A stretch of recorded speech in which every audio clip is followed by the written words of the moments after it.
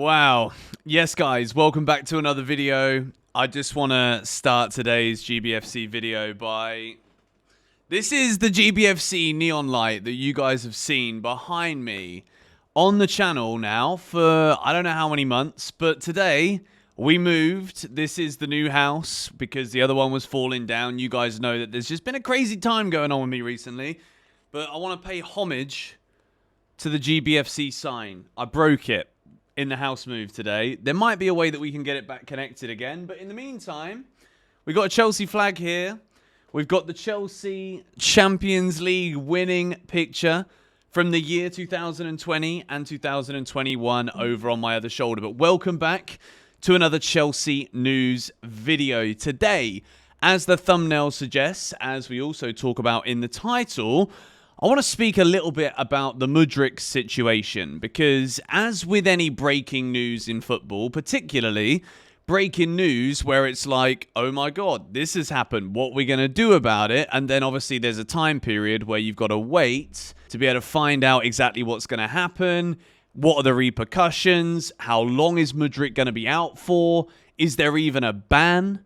Like right now, we're still very much not in the know, but I want to talk today about the latest regarding Mudryk. But first things first, I want to talk to you guys today about Kiernan Dewsbury-Hall. This is the latest news. Kiernan Dewsbury-Hall can leave Chelsea this month in case of a good bid for both the player and the club. Chelsea already informed the player since December about his availability on the market. Look, Kiernan Dewsbury-Hall as a guy, all right? I don't know him, never met him, never spoken to him in my life, but he comes across as like a sound bloke, doesn't he? He comes across like bit of a lad, loves his football, but realistically, this is probably one of the worst signings that Chelsea have ever made. Danny Drinkwater, we bought him in for 40 million quid, but at least Danny Drinkwater, when we bought him from Leicester, had won the Premier League. Kiernan Dewsbury-Hall won the Championship. So there's a big difference there between the calibre of trophy that Danny Drinkwater won and that Kiernan Dewsbury-Hall has won. When I've seen Kiernan Dewsbury-Hall play, every time I watch him, I'm like, please show me something. Like, the amount of videos I saw of him at Leicester, under Enzo Maresca, may I add, as well. Maresca was the manager, and he's like dribbling past players, drifting past this guy. Not the quickest guy in the world, but like, looked as though he would just glide across the pitch, arrive in the box, goals, assists, you name it. And we've just not seen that at Chelsea. And I think it just goes to show not only the difference in class, when you look at the bottom three in the Prem right now, all three of the teams that came up from the Championship last season, it just doesn't translate. You come up from the Championship, it doesn't mean you're going to be able to ball out in the Premier League. And with Dewsbury-Hall, look, if Chelsea we're never going to get the 30 million quid that we spent on him. This will go down as one of the worst signings that we've ever made. Let's not sugarcoat it and beat around the bush. It's been a disaster. Kiernan Dewsbury-Hall set to leave Chelsea. And to be honest, I don't even know if it would mean that if we sell him, someone would come the other way. I think we're going to struggle to offload Carney Chukwuemeka during this window based on the value that we've set upon him.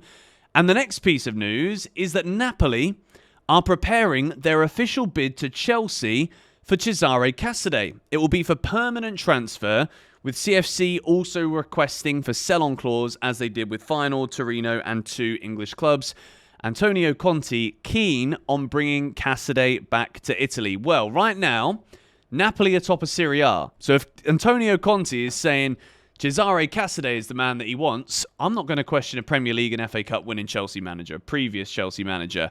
But look, Cesare Casadei, another midfielder set to leave Chelsea in this January window. It makes you think, when we spoke about Kobbie Mainoo, and obviously a lot of you guys had your say in the comments section of that video where I discussed Chelsea's potential interest in Mainoo. If Casadei goes, if Kiernan Dewsbury-Hall goes, which by the way, West Ham were interested, I think if Graham Potter, who's been appointed as the West Ham manager today, if Graham Potter says he wants Dewsbury-Hall, I think West Ham will go for him, and I think that will be done. So if Carney Chukwuemeka is also wanted by Dortmund, if Chelsea lose three midfielders in this transfer window, I don't see a world where we can't dip into the transfer market, because this is devil's advocate. We've got to really hope and pray that this doesn't happen. But Lavia's been injured a lot. His injury record's pretty poor. If anything happens to Moises Caicedo, like, what do we do? What do we actually do in that situation? What, Reece James as an inverting DM?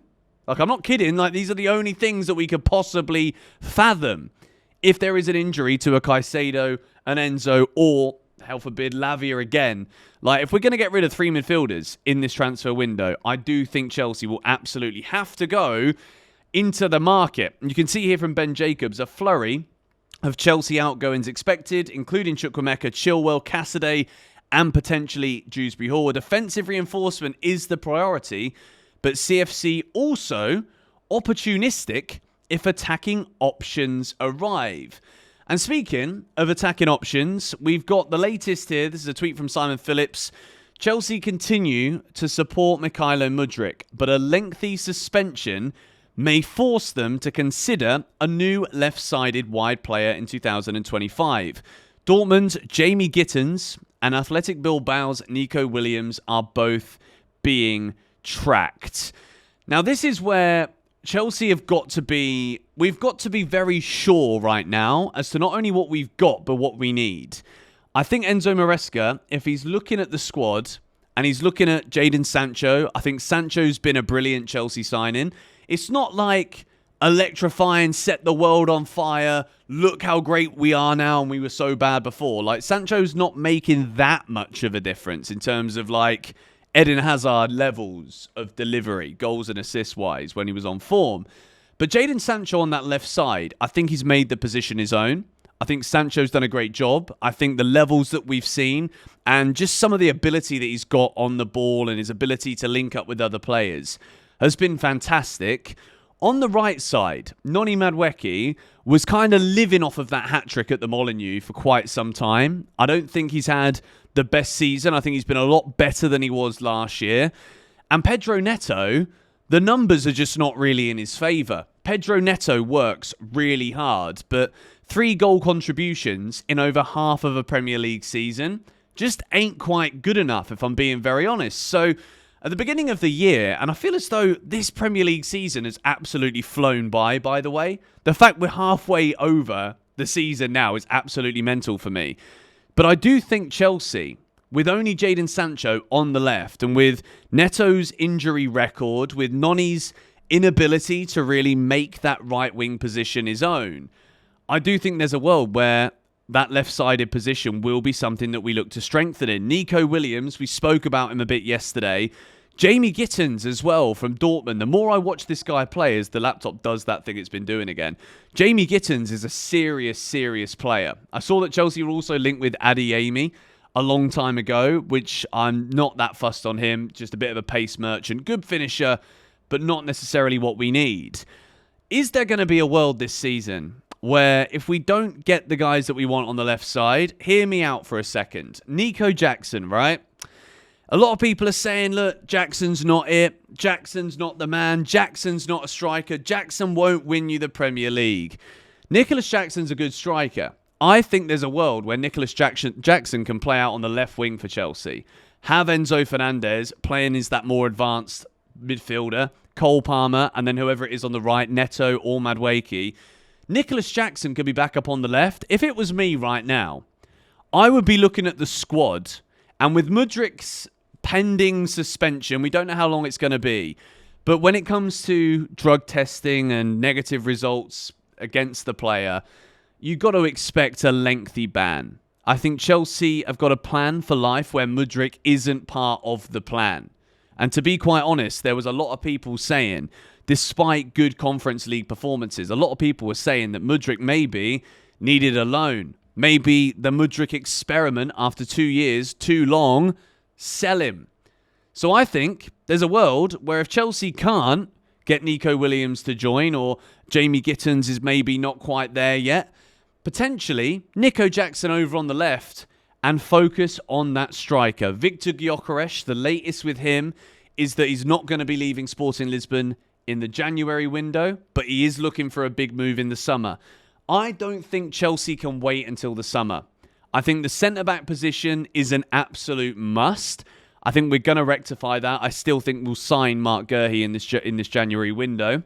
I think potentially with Casadei, Chukwuemeka and Dewsbury-Hall pending to leave, a lot of them probably all wanting to leave as well, we might have to dip in the market for another midfielder. There's talk at the moment that Leslie Ugochukwu could be recalled from his loan to Southampton.